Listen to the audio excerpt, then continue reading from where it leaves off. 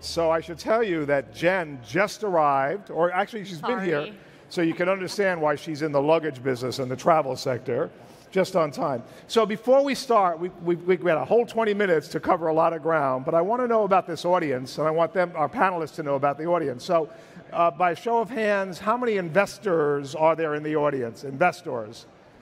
How many founders are there in the audience? How many people work at a startup are in the audience? Coders, any coders?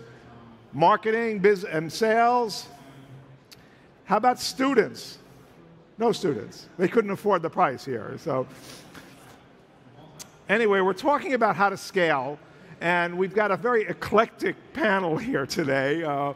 We've got a browser, a payment system, and a consumer product.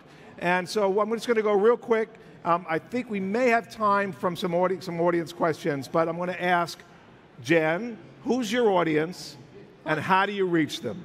Yeah, so Away is a travel brand. We started by selling luggage. We've evolved into a bit of a media company. So our audience is basically anyone who travels, but you can't build a brand just trying to get everyone who travels to love you. So how we reach our audience and grow that user base is we pick different verticals of travelers one at a time and do product collaborations and marketing to reach them specifically. So every quarter there will be a few different target audiences, and we reach them through all channels. You know. So we'll drill down on that, because you guys are doing some very innovative stuff. Okay, so David, Safecharge is a payment system, Israeli-based. Who's your audience? Who are you trying to reach, and how do you grow that audience? Hi, hello everyone. We are a global payment technology company. Yes. So is your microphone here? Oh. Yeah. There we go. So global payment technology company, and what we are trying to do in a very simple way, we enable businesses to accept payments from consumers, whether if it's from a website, from a mobile, or in-store. So today, our technology is provided to diverse of e-commerce industry, from retail to travel to airline, digital goods. And we also have a solution for this audience for startups, which I will explain later. Right. Yeah, I was going to ask about that, because you have some pretty big brands as clients, airlines and the like, but this is an audience of startups, so I'd like them to know that they can afford to implement your service. So John, you were the founder of the Opera browser back in the day. Well, I knew it. And today you have a new browser called Vivaldi. And how do you bring users into the ecosystem, into your browser? Well, I mean, we're making a browser for our friends, right? And so far our group of friends has reached about 1 million. And it's really, we're growing through word of mouth. I mean, that's how we grew Opera. And Opera reached, at its peak, about 350 million active users. So we're really about just working really closely with our community, giving them what they want, and obviously then talking on behalf of the company, doing interviews and the like. But a lot of our focus really is about building fantastic products, working closely with the community, taking their feedback, and yeah. So Jen, a little birdie told me that you guys are doing, you're in all the marketing channels. I mean, as marketers, and I run a PR firm in New York, okay? As marketers, we have a lot of different tools available to us, okay? There's influencer marketing, there's content marketing, there's public relations, there's advertising, there's sponsored content. Tell me where do you play, you know, and what's been proven the most successful for you, for your consumer product? So it's a very big part of our strategy to be able to experiment and pilot in all of those areas. And to speak very tactically, we've kind of split up our marketing team into 2 teams. So brand marketing, which encompasses PR, comms, influencers, social content, and then like the growth team, which is all of our paid and acquisition channels. And that allows us to have, you know, half of the marketing business very attributable, and very ROI focused, and the other half is just kind of testing, seeing what works, working with influencers, without guaranteed payments and things like that. So now you're a direct-to-consumer product. like your previous employer, Warby Parker, and like Casper, which some of you may know, Americans may know, it's a mattress company and you get it in a box. And so it's a different model, but there are a lot of, before I get into who your competitors are, I want to ask Dave, why are payments, how do they fuel growth? I mean, there seems to be a non sequitur for me, you know? Yeah, well, I think that payment is a key element in any business. Companies like startups or big companies can invest lots of money in marketing and bringing consumers to the websites, but if the payment is failed, there is no sale. So basically, all your efforts has been done in vain. So what we are trying to do, basically, we want to make it very simple, seamless to the customers. Let me give you an idea.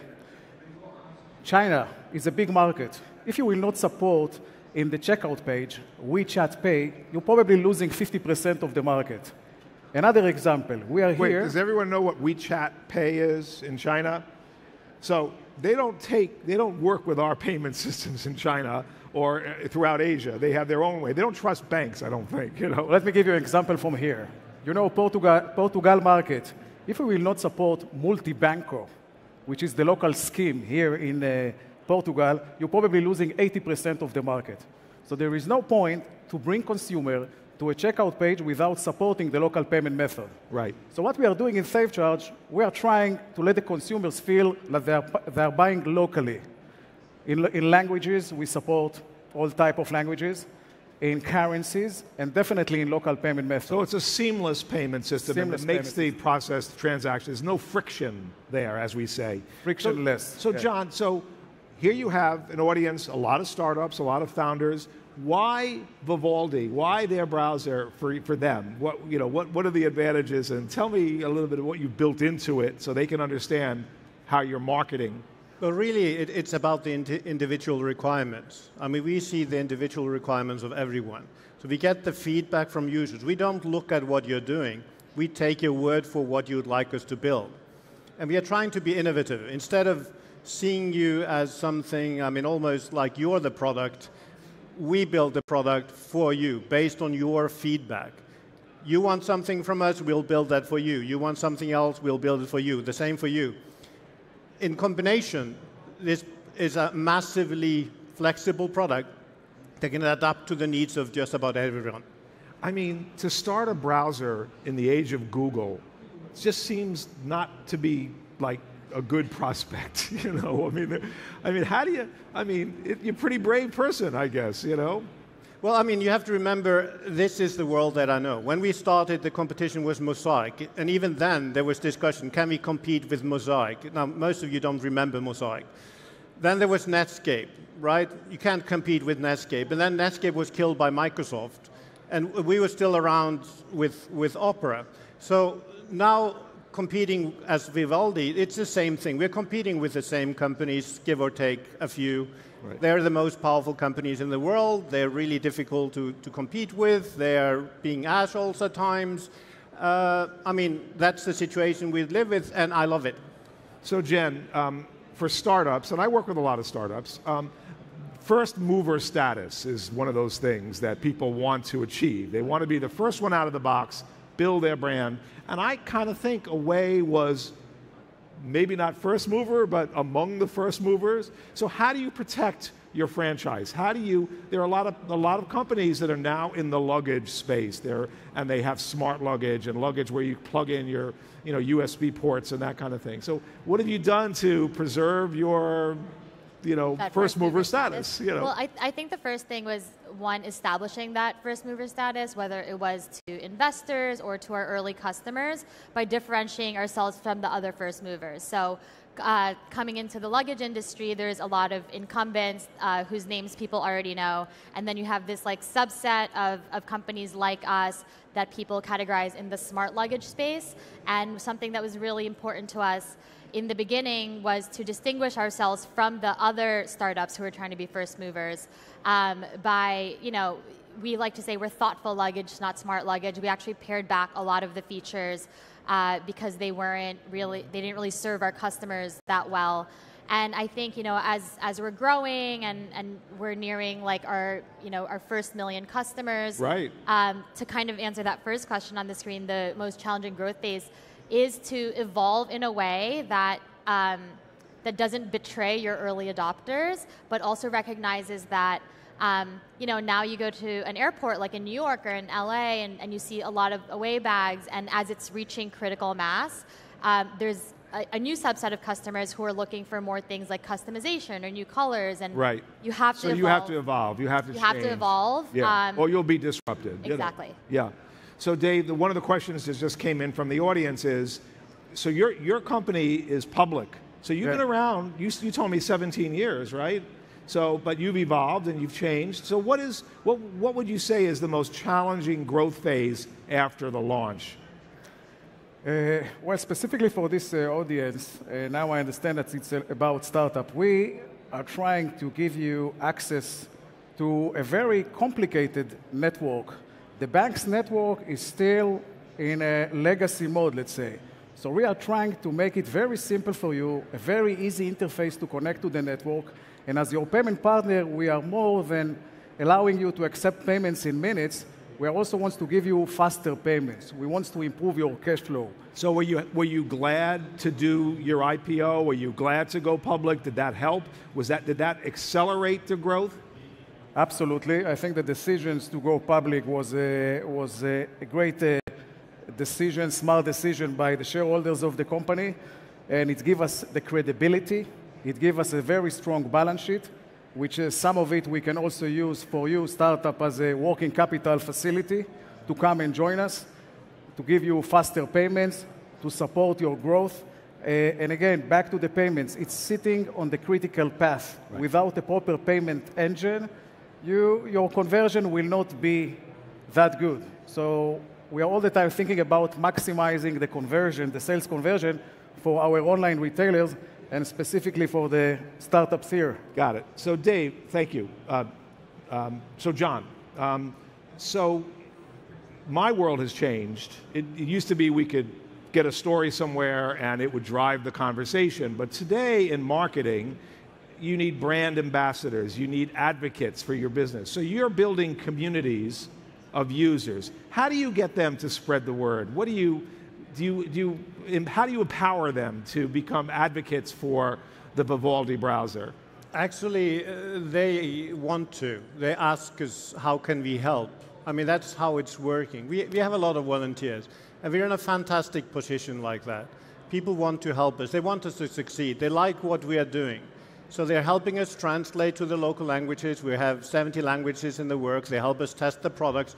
And they go, I mean, they say, okay, now I put up a sign at school. I installed the browser in all the computers at work.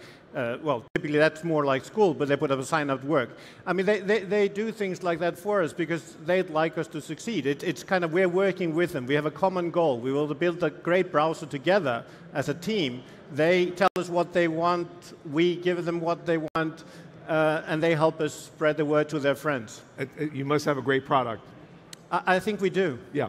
So Jen, I didn't realize the questions are here up on the big screen, so I suppose I need to go to these questions. Yeah. But they're asking, the next question is luggage. It's such a mundane thing, you know? I mean, how do you give it sizzle? Now we could probably spend an hour just talking. That's a great question. Whoever asked that, you're right. It's so boring. Nobody really cared about buying luggage, myself included, and I was traveling hundreds of thousands of miles a year for work. And really, brand is a real differentiator here. If you think about luggage companies before Away, everyone wants to talk about the materials it's made out of, and the zippers, and the wheels, and the warranty, and all of these things, all of which are table stakes for us. But we have almost 100 employees at Away now. None of them work at Away because they like to sell luggage. It's because we consider ourselves a travel brand. We're all about storytelling, creating experiences.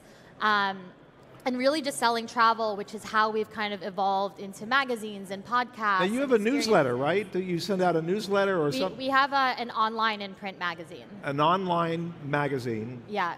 that's all about in print and the print magazine. Yeah, that's all about travel, and you know, we have teams that travel to exotic destinations all the time to show the context of the product that we're selling. So we make it really fun for ourselves, and in turn give the customers something that they want to talk about. So one of the things that I get asked in my business, you know, people in startups, they say, oh, we're going to have a launch event. We're going to launch, and we're going to give the story exclusively to TechCrunch or to Mashable or to BuzzFeed. But there are things that you need to do first, aren't there, Dave?